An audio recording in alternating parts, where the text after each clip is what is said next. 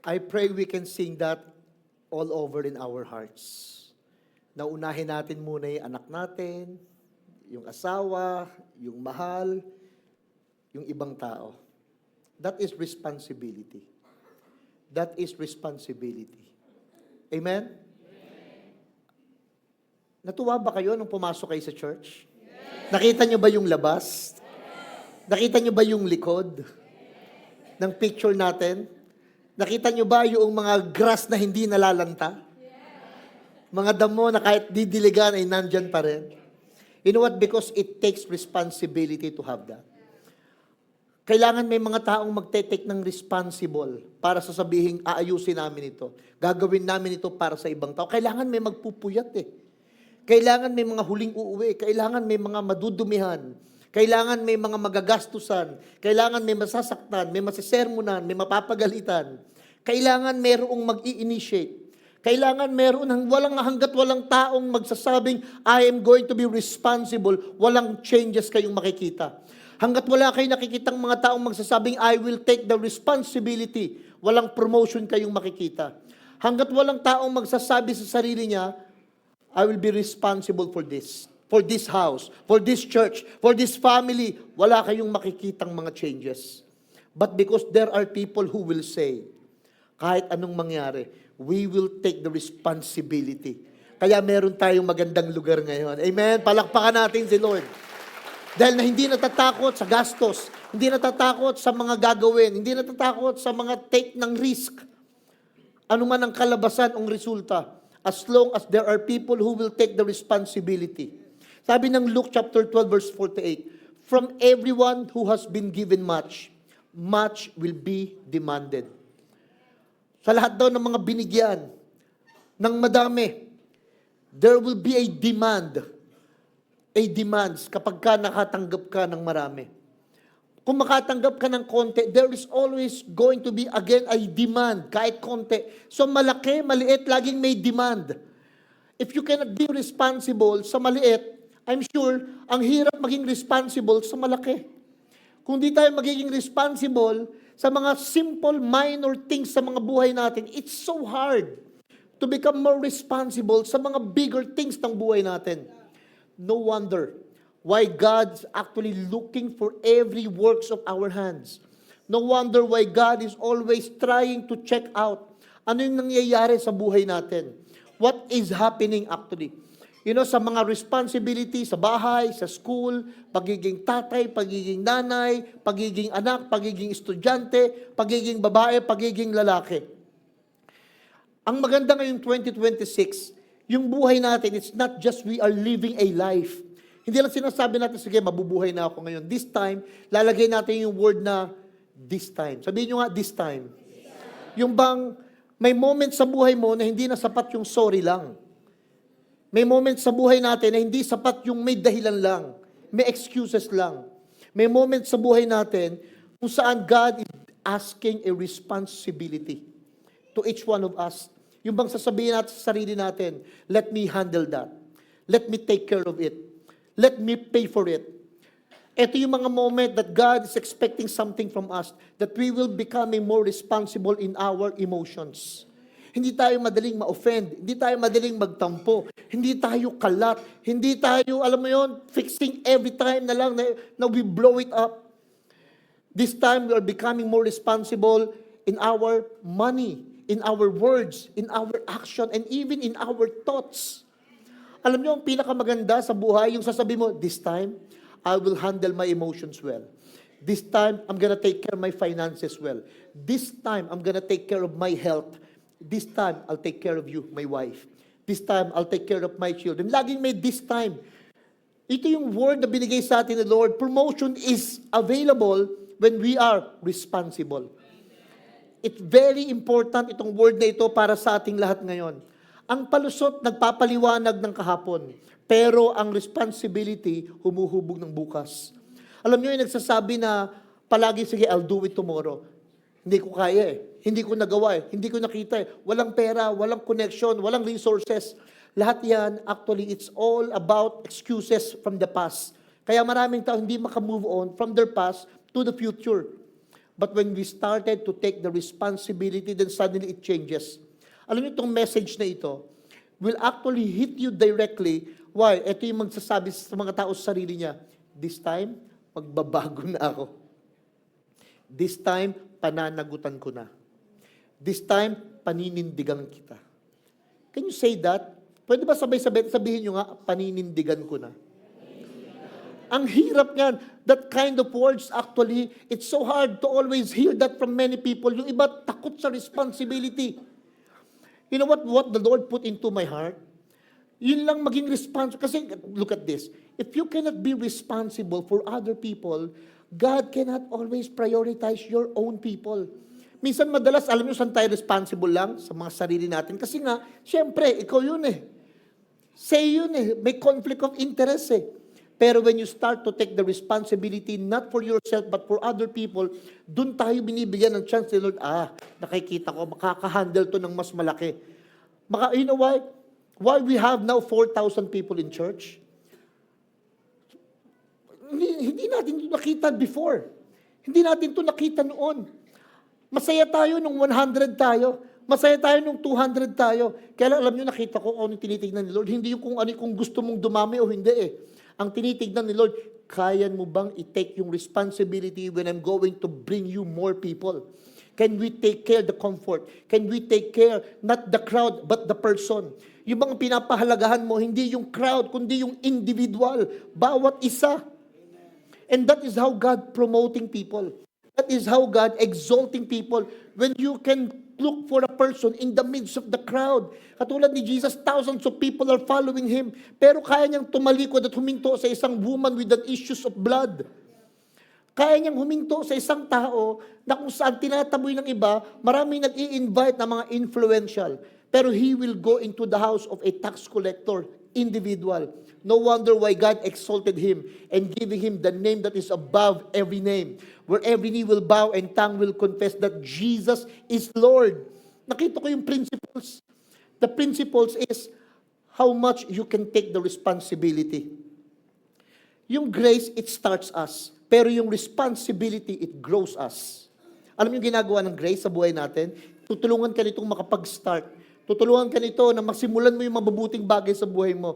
If you are a failure sa isang area, if you're not succeeding sa isang category ng buhay mo, bibigyan ka ng grace ni Lord. For you to be able to be empowered. For you to be able to see beyond your weaknesses, your limited mong kakayanan. Pero pag nag-take ka na ng responsibility, doon tayo nag-grow. Doon tayo sarap kasama ng mga tao na nag-take ng responsibility. Pinapalampas ng Diyos yung immaturity pero pinupuri niya yung maturity. Hinahanap ng mga tao, yung mga matured people. You know what the world needs now? Hindi mapera. What the world needs now? Hindi yung galante. What the world needs now? Hindi lang matalino. Marami ng mapera, marami ng matalino, marami ng magaling, marami ng mga husay sa mga ibang aspeto ng buhay. Ang hinahanap ng Diyos, matured. What the world needs now are matured people. Yung bang hindi madaling masaktan, hindi madaling mag-quit, hindi madaling mag-give up. Yung bang sasabihin, Pastor, if I cannot play, I can pray. And if I cannot pray, I can pay. Yun lahat gagawin. Kaya lang, you don't want to pay, you don't want to pray, you don't want to play. Ano gusto mo? Ang gusto mo, alam mo ano, lagi ka na lang i-feed. Lagi na lang sariling pamilya lang, sariling asawa, sariling anak lang. No wonder, God is blessing. Nandun lang sa iyo lang. Hindi ka makapag-bless ng community. Hindi ka makapag-bless ng nation. Hindi ka makapag-bless ng generation. Ang life natin hindi dito lang. Ang life natin is up to eternity. Imagine. Eternity. So the life that we're going to live now, kung 80, 90, 100, grain of a sand in the desert. Ganong kaigsi yung buhay natin. Isang butil ng buhangin sa gitna ng disyerto. Yung 80 anyos. But if you're going to serve, kaya ako saludo ko sa mga nag-take ng leadership ng church. Sabi, sige, PH, I want to be part of the leadership. I'll take the responsibility for other people. Let me tell you, yung disyerto para sa'yo. Why? Because there's gonna be a lot of things happening in eternity. Minsan tinignan ko, yung indicator, sukatan, measurement ng growth ng people. May mga way examinations para makita yung maturity ng people academically. Meron makikita ng mga examination, mga PTSD, mga way para i-check yung capacity ng brain mo to handle pressures. Pero alam nyo kung ano ang sign ng maturity? Ang sign ng maturity, ebidensya ng paglago ng growth, responsibility. Yung responsibilidad, yan daw yung ebidensya na nag-grow ka na. Ibig sabihin, nahahandle mo na well your health, your hygiene. Nahahandle mo na properly yung anak mo, yung asawa mo, yung finances. Nagkakaroon ka ng another responsibility. Parang ang maturity, hindi talaga sa edad. Hindi sa edad, kung hindi sa pananagutan. Sabihin nyo nga, pananagutan. Ang immature people, laging may sisisihin. Ang matured people, aakuin. Sa totoo, you will meet people na mga matured sasabihin, I'll pay. No. It's my fault. You know why people been sent away from the Garden of Eden? Alam niyo ba't sila napalaya sa Garden ng Eden? The first man, Adam, afraid to take the responsibility. Ang meron siya, blaming. Because of the woman you gave. Yung babaeng binigay mo. Kung siguro sinabi lang ni Adan, Sir, Lord, it's my fault. I did not do anything. Pinayagan ko lang kainin ni Eva, yung prutas na sinasabi mong wag. Kung nag-take lang siguro siya ng responsibility, baka something happens differently.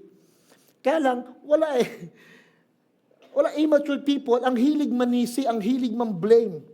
Kaya ako naman di kaya, kasi naman wala akong ganito, hindi ako ganyan, hindi ako katulad mo. Kaya ako naman nagawa because what you have done to my life, what you did. Hindi tayo magkakaganito. Lagi na lang may reason, may pang-blame sa iba. That is why, ang tunay na maturity, hindi magtatanong kung sino ang may kasalanan. Ang maturity, I will take the responsibility. Alam mo, mature, siya yung nagsasabing, ako ang may responsibility niyan. Yung mga tatay na magsasabing, ako ang may responsibility niyan. Yung mga nanay na magsasabi, alam mo yung responsible na lalaki? Hindi tumatakbo, tumatayo. A men full of responsibility, they are the people, they know their stand. They know actually, saan tatayo when it comes into the family? Saan tatayo when it comes into their feelings and emotions? You know how many broken families right now? Grabe, rampant. Why? Because men are afraid to take the responsibility. Because men are afraid actually to stand for their family. Ang dami, sobra. Responsibility, hindi sa salita. Ang responsibility, hindi sa sabihin, tatay na ako. Pinapatunayan yun araw-araw, gabi-gabi. Pinapatunayan yun especially in times of needs. Hindi ego ang pinapairal, kundi character. Hindi pride yung nakikita, kundi attitude. Hindi yung talents or giftings ang pinagyayabang niya or pride niya. Alam mo kung ano pinakikita niya? Humility. Why? Because God or the world right now is looking for real men. Men na hindi ang binubuhat mga malalaking mga barbell. Ang binubuhat mga responsibility para sa kanilang mga anak. Ang binubuhat hindi mga mabibigat na mga dumbbell na ang lalaki ng mga bicep and tricep. Those are all good para sa physical mo. Pero mas masarap makita yung mga tao na ang binubuhat, mga sako ng bigas para ilagay sa pagpo-provide ng isang buong buwan, isang buong taon ng pagkain ng buo niyang pamilya. Amen? Protector, provider, leader sa tahanan. They are the one who protects. They are the one who provides. They are the one who lead. Na magsasabi, maghahawak-hawak ng kamay, wala tayong pagkain ngayon. Wala tayong ulam ngayon. Wala tayong pambayad sa kuryente ngayon, sa tubig ngayon. But don't worry. I will try my very best to look for it. Yung bang nung unang panahon, they will go outside, maghahunting. Yung asawa, yung mga anak, umiiyak kasi hindi alam kung makakabalik pa ng buhay yung kanilang tatay. And then after for many days, babalik siya, may daladalang usa sa kanyang balikat, may dalang mga isda sa kanyang kamay or manok sa kabila. Tapos uuwi, daladala, masayang-masaya. And then yung nanay, tatakbo, yayakap dun sa tatay. Yung mga bata, Tuwang-tuwa, buhay na nakabalik yung kanilang tatay, and then the cycle goes on. Ang simple ng buhay, pero it takes about responsibility to have a simplicity ng life. Hindi magarbo, hindi mapricho, hindi yung ang daming kailangan ng demands. Pag may responsible lang na alam nung nanay yung kanyang role sa asawa, alam nung tatay yung kanyang role sa anak, alam nung mga anak yung kanilang responsibility sa isa't isa at magkakapatid, ganda ng buhay.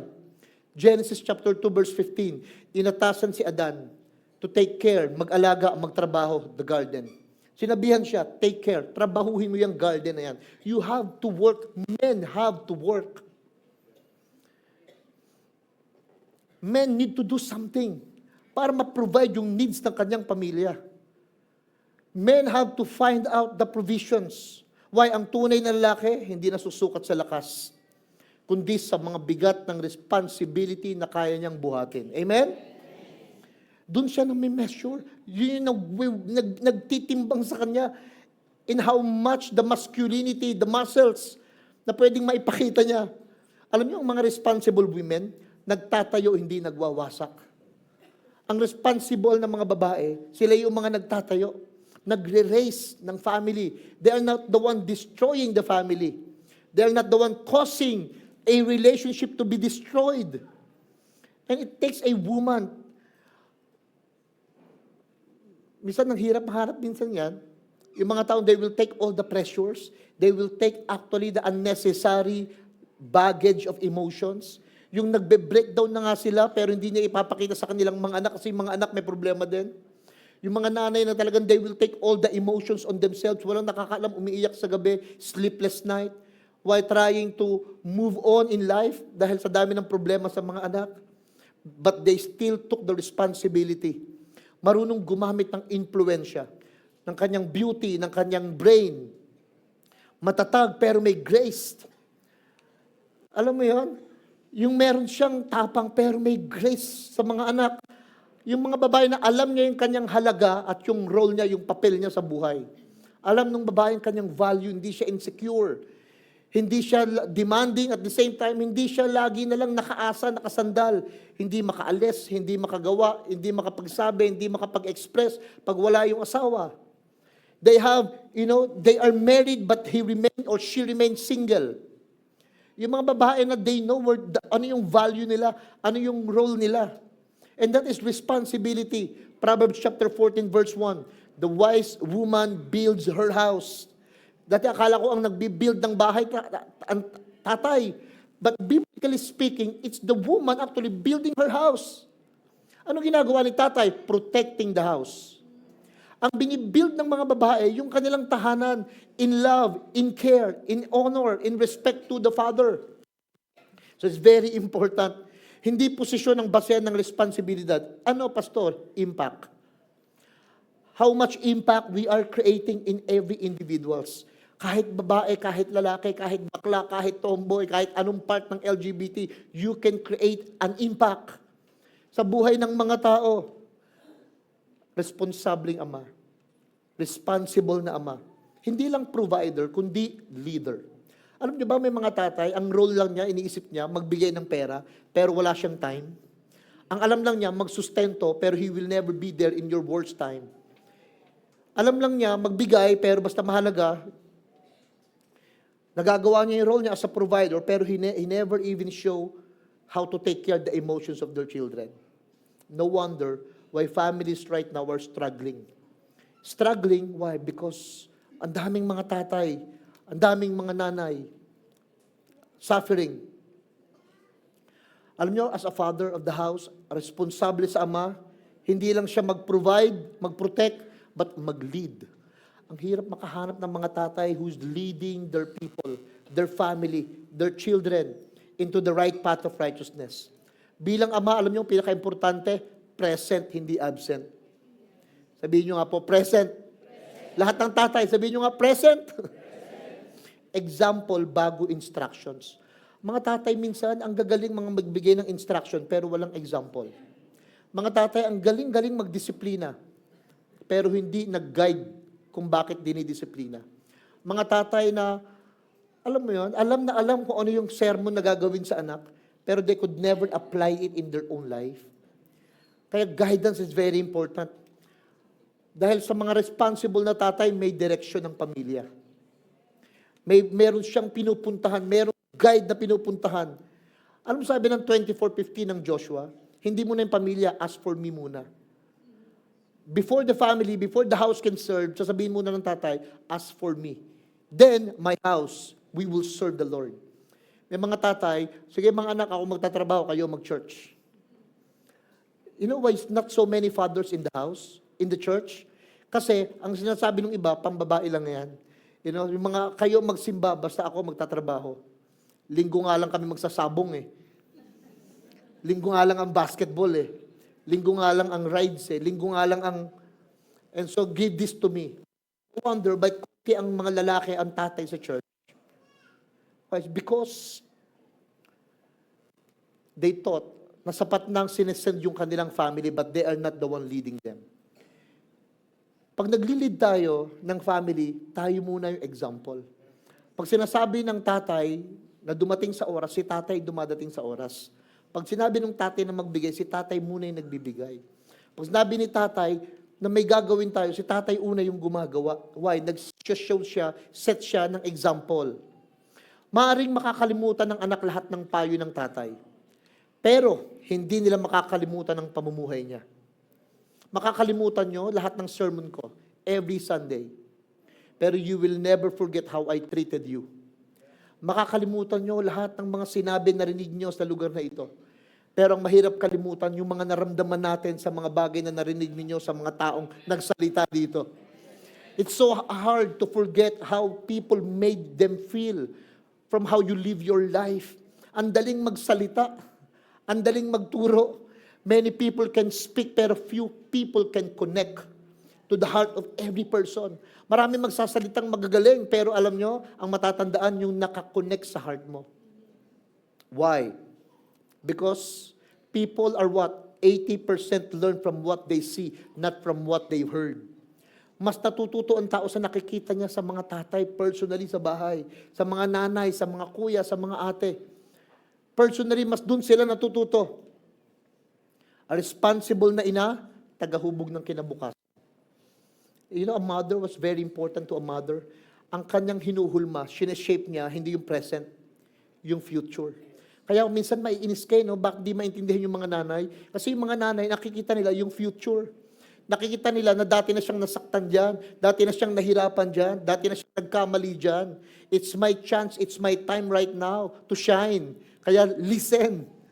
Kumbaga alam ng mga nanay, nakita niya what is happening, taking care, or what is coming in the future. Kaya she needs to take care of the present.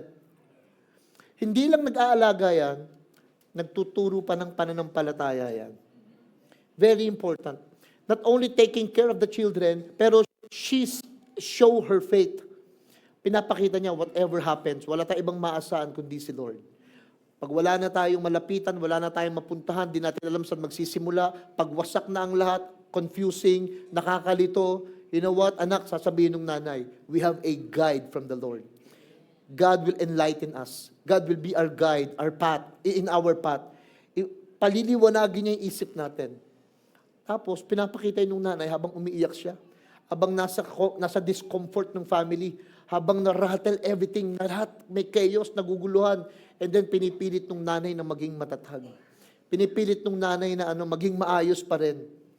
Ang nanay na responsible, nagdadasal bago magpanik. Alam nyo, sa mga nanay, napakadaling magpanik. Kasi nakita niyo na yan kung paano nilalagnat, tumitirik yung anak ng mga bata eh.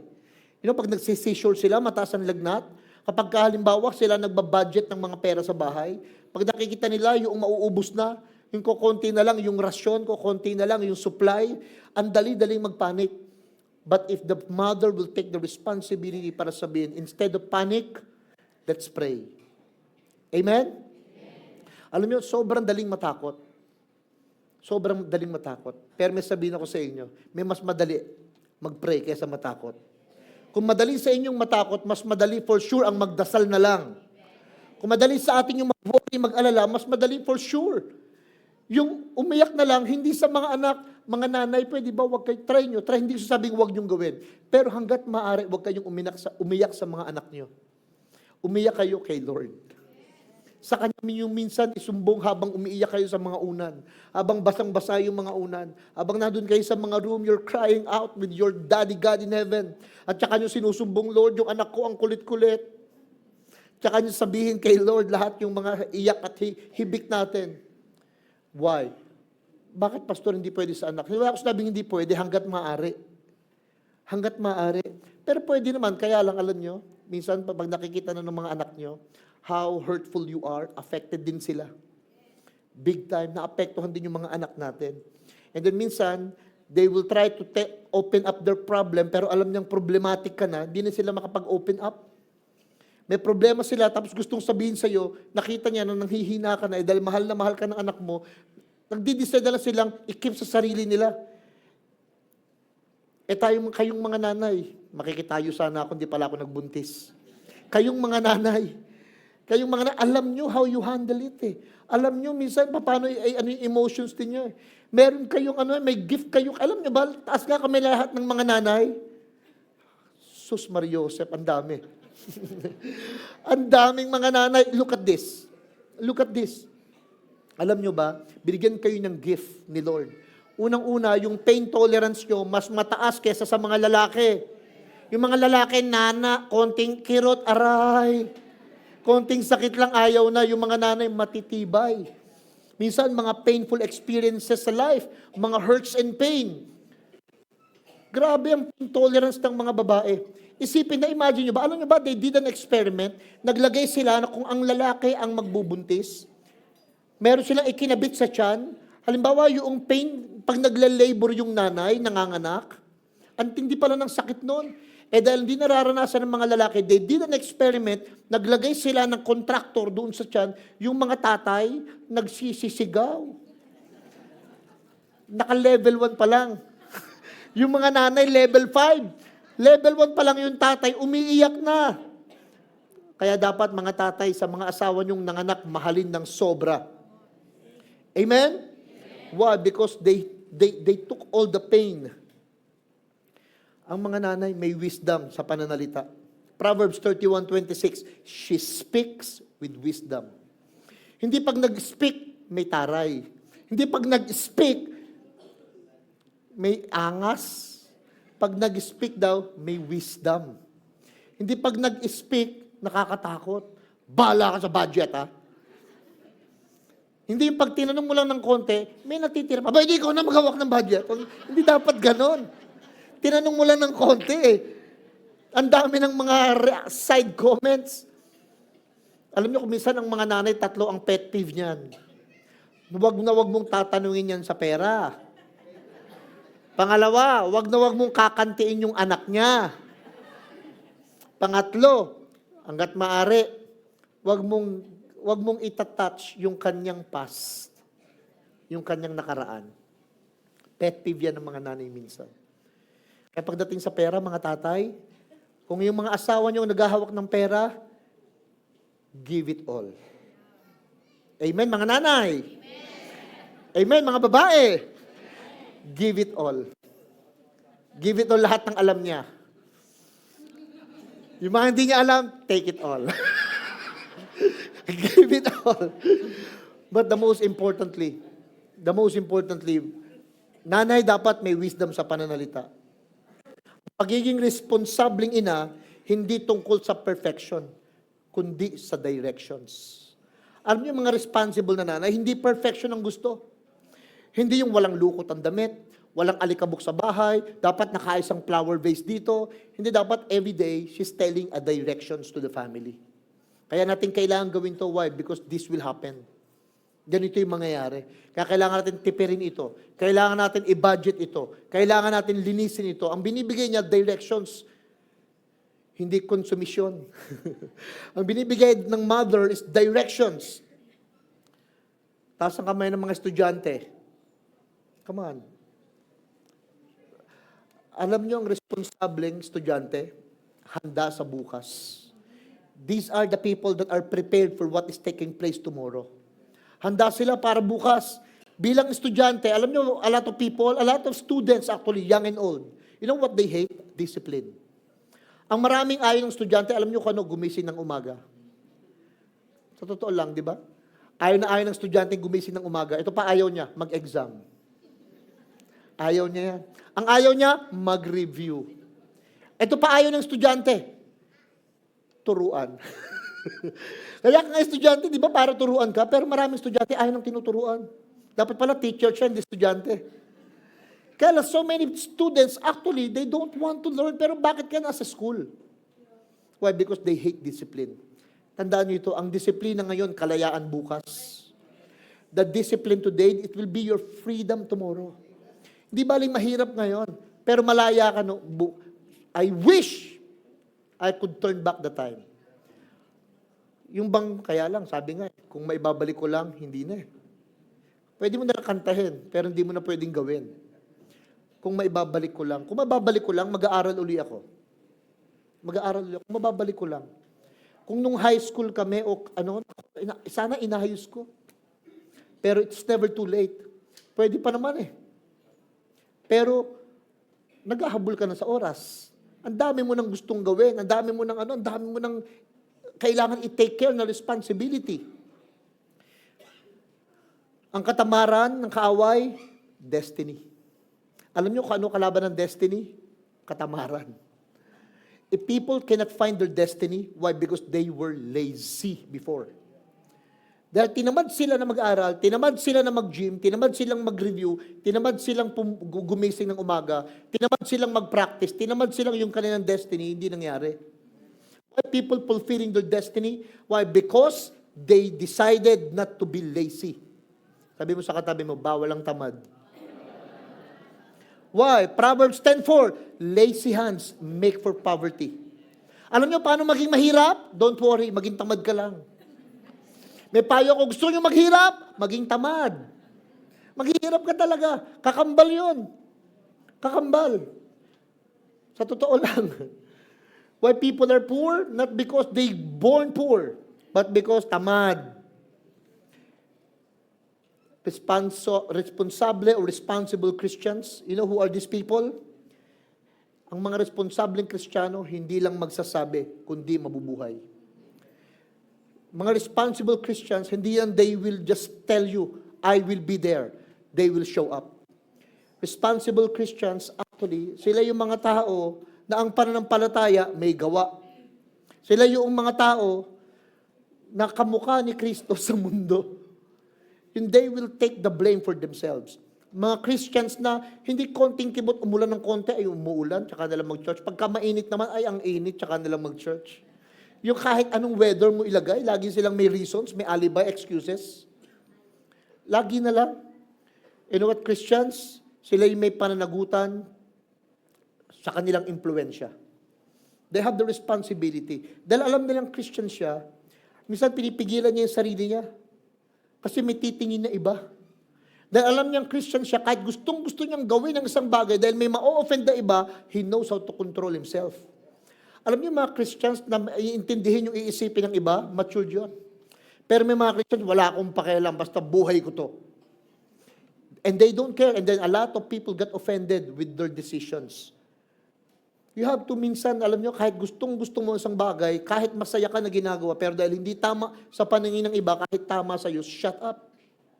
Minsan alam niyo ba, kahit tama sa paningin mo, pero hindi tama sa iba, para lang maingatan mo yung damdamin nila, wag mo na lang ipilit. Kadalasan, we are trying to insist what we believe. Your belief and faith, keep it to yourself. Ang i-share mo, yung love and grace. Pero yung mga faith mo, belief mo, keep it here. And then let your life speaks louder. Let your actions speak louder. Kaya dun sa salita, kaya alam nyo, minsan minapanood ako kanina, kahapon lang sa Facebook, no, dumadaan sa mga videos mo, di ba? May mga monk in the US coming down from the mountains, and then lumalakad sila, nakahilera sila, ang tawag nila doon, a walk for peace. Lumalakad itong mga Buddhist monk from the mountain in the US, lakad lang sila, mga nakasmile, and then people are giving them flowers, giving them chocolates, giving mga bata, you know, sila naman, binibless yung mga bata, and then what? There is a guy, Christians, may hawak na karatula, na only Jesus is the salvation. Ganito, ganyan. Hinarang niya yung mga monk, at sinasabi niya, you know what? I love you, but you are going to hell. Ayaw niyang paalisin yung mga monk. Sabi ng mga monk, will you please respect us? Yes, I respect you. And I love you. But you're going to hell. Okay, if we are going to hell, fine. No, you have to hear the word. Yes, we are hearing you. Will you please be happy? I am happy right now. Ganun pala yung happy ng mga Christians, I am happy right now. And Jesus loves you. And we love you too also. And we also love Jesus. Will you please allow us? No. You have to hear the gospel. Sabi ko, mga Christian talaga. Kaya sabi ni Mahatma Gandhi, I like your Christ, I hate your Christians. Hindi na lang padaanin sila. Walang problema doon, di ba? Will you please just respect each other? Respect na lang. Ang mga Christians know how to respect. Alam niyo, nakakatuwa nangyari sa translasyon, but there are some people died, pero may nag-post ng Facebook na isang Muslim, ang ginawa ng isang Muslim, in the midst of translation, namigay ng food. Namigay siya ng food, itong Muslim na ito, sa gitna ng translasyon. And then nakikita ko sa Facebook, yung mga Christian, kung ano-anong pambabas yung ginagawa doon sa translasyon. Binabas nila yung Nazareno, binabas nila yung mga tao doon, ganyan. Alam mo, sabi ko, sana ginawa nila, hindi nang bash, namigay nila ng pagkain. I think mas marami pang natuwa na blessed doon sa part na yon. Christians need to be responsible from their faith and belief. You're not called to debate, you're called to love. Amen. You are called into purity, not for arguments. Tinawag tayo para magmahal, tinawag tayo para magrespeto, gumalang, magpakita ng ugali ni Kristo. Kaya lang, what happened? James 1:22. People don't listen. People don't do, they just listen. Kaya sabi ni James, do not just listen, do what it says. Hindi lang nyo pakinggan yung naririnig ninyo, gawin ninyo. Ang faith na walang responsibility, kulang. By faith, pastor, by faith. Kulang yun. Nakaka-bless yung mga tao na kahit walang-wala na, sasabihin pa rin nila, pastor, I'll take the responsibility. I'll take the responsibility over other people. Nakakatuwa yung ganon. Nakakatuwa. Responsibility, alam nyo, ito yung daan sa tiwala at promotion. You know why people will trust you? Because people know you can handle. Alam niyo ba, people not trust you because you're gifted. People trust you because you are responsible. Nagtitiwala ang mga tao sa atin. Pansinin niyo, if people will going to entrust some treasures, pera, wealth sa inyo, alam niyo ang hahanapin nila, yung taong hindi gwapo, hindi magaling, hindi accountant, hindi gifted. Kung may pagtataguan sila ng something very valuable to them, you know who they will look for? Trustworthy, responsible. Alam mo, sino masarap na karelasyon? Hindi yung gwapo at maganda. Sino? Responsible. Responsable. Yung bang, pwede mong sabihin sa kanya, hindi man ako kasing gwapo ni John Lloyd o ni Piolo Pascual. But I'm going to take care of you. And my responsibility is to protect you till the end of time. Sarap nun. Amen? Kasi ang gwapo-gwapo pero responsible di siyang bugbugin ka, no? Yung pag wala siyang magawa, isasabit ka, gagawin kang punching bag. Kung tapat tayo, Matthew 25:21, sabi diyan, well done, good and faithful servant. Well done. Alam niyo, pinakamasarap na rinig diyan, hindi faithful pastor, hindi faithful bishop, hindi faithful chairman, faithful president, faithful counselor. Sabi diyan, well done, good, faithful servant. At the end of the day, what God is looking, service, not leadership. Pagdating sa huli, ang hahanapin ni Lord, yung mga taong nag-take ng responsibility to serve. And they are faithful in serving. Pagdating sa huli. Kung tapat ka sa maliit, pagkakatiwalaan ka sa malaki. You know kung bakit tayo nag-grow until now? Until now, you know why we are growing? Right now, habang nagsasalita ako, there are people waiting outside already. Naghihintay bago makapasok. You know why God is continuously growing us in quantity and quality? Because alam ni Lord, People are what can handle responsibility. Hindi ko sinasabing malaki na tayo. But what I'm trying to say, malaki o maliit, we will take the responsibility for other people. Tingin kayo kay pastor, responsibility bago authority, please. Yung iba, puro authority. Wala naman siyang responsibility. Kaya ako, mga pagkakatiwalaan ko sa buhay, yung mga taong nakita ko that they took the responsibility for other people. Yan yung mga napopromote. Faithfulness bago breakthrough. Pray ng breakthrough, hindi nga nagiging faithful. Pray ng promotion, pero hindi nga responsible. So this time, iba na.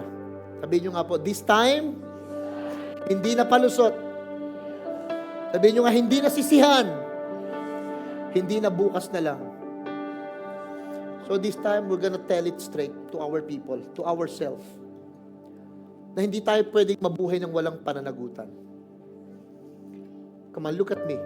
You cannot live a life without you becoming more responsible to other people. Ngayong year na ito, 2026, we have to settle it into our hearts. Kailangan sabihin na natin sa sarili natin, I will be responsible. I will be responsible. Amen? Tayo tayong lahat. I want you to sing this song from your heart before I will pray for you. Very important. Very important itong pananagutan natin. Alam nyo ba, at the end of the day, come on, look at me. At the end of the day, mananagot tayong lahat. We will all be accountable to the one who loves us dearly. We will be all responsible and accountable sa isa't isa, sa asawa, sa anak. We will become more responsible this time. Ngayong 2026, we will become more accountable, responsible. Amen? Alam nyo, nakakatuwa. Nakakatuwa pagka nakikita mo yung mga anak mo na nagiging responsible na. Pagka nakikita mo yung anak mo na nagsisimulang mangarap na. Pag nakikita mo yung mga anak mo na nagsisimulang tumayo na sa sarili niyang paa. Tapos nag-handle na ng pananagutan sa ibang tao. Nakakatuwa yun. And if me, as your spiritual dad, natutuwa ako na imagine our Daddy God in heaven. Kaya ipopromote tayo ni Lord. Ipopromote tayo, i-elevate tayo niya. Amen? Alam niyo, the worst thing sa buhay, yung at the end of the day, nabuhay ka ng 70, 80, 90, and then you're gonna stand in front of God. And then the question is, done. Not for yourself, but for other people. Ano yung ginawa mo? Paano mo naapektuhan yung mga tao in a good way? Saan ka naging responsible? Alam niyo yung pinaka-worst death?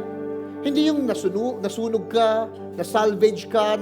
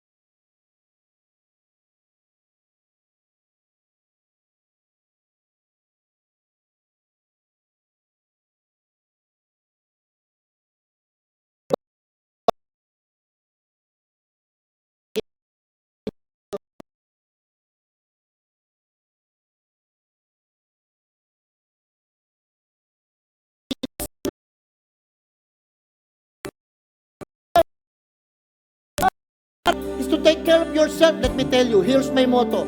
I take care of me so I can take care of you. Hindi, I'll take...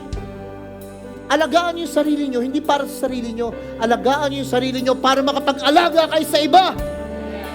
Alagaan mo yung kalusugan mo para mabantayan mo yung asawa mo.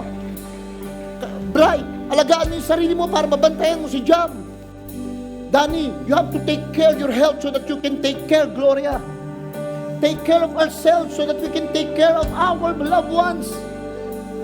And then, when you can take care of your loved ones, you can take care of other people. Ang sarap mabuhay ng may pananagutan. Ang sarap mabuhay na ikaw ay nagbabayad. Ikaw ay nagsasabi na ako na lang yung masaktan kaysa ikaw. Ako na lang yung magsakripisyo kaysa ikaw. Ang sarap nung ganon. Na we take care of the responsibility. Amen? Amen? Amen? Come on. Sa likod nyo, sabihin nyo sa likod nyo, responsible ako sa'yo. Responsible ako sa'yo. Responsable ako sa'yo. I'm responsible to you.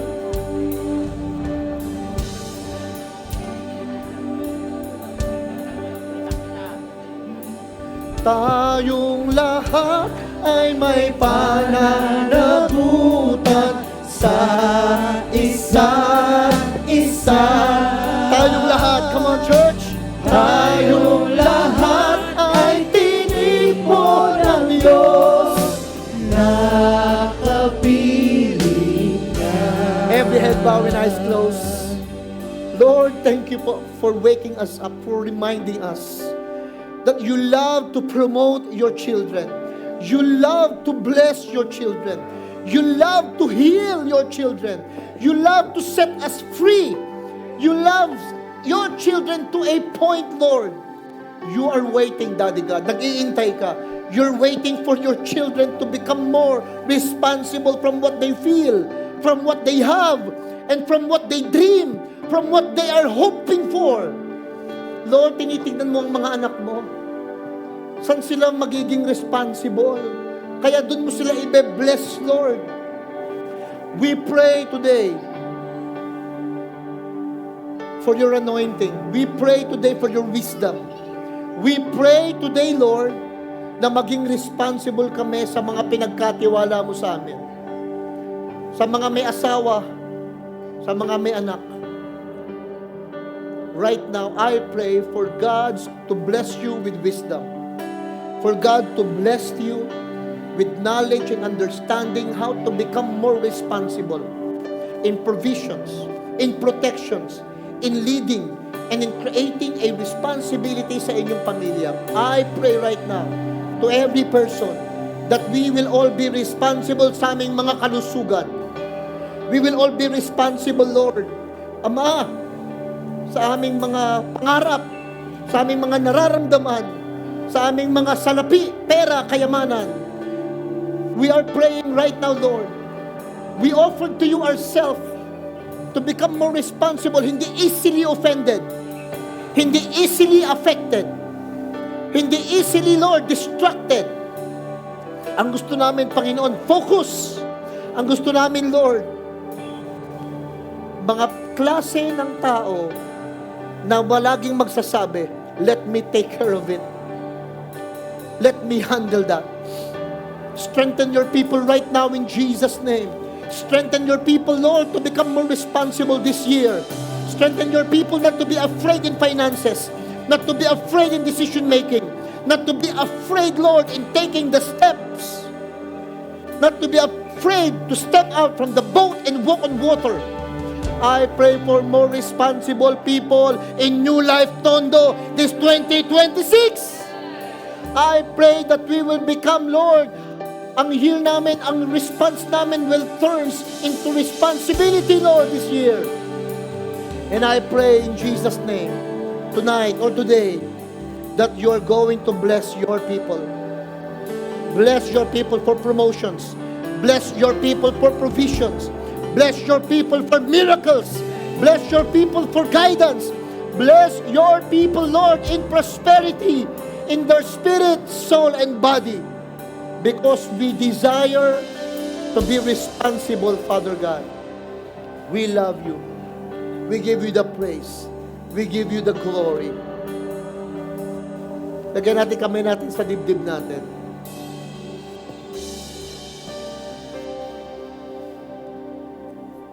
Lord, thank you for teaching us, speaking to us sa oras mong ito. to become more responsible. Hindi man kami masuportahan ng iba, iwan man kami ng iba, we decided to be responsible, Lord. And today, we are now ready for more blessing. We are now ready for more blessing. Because of this responsibility we are taking. We give you the praise and the glory in Jesus' name. Everybody shout and say, Amen. Amen. Amen.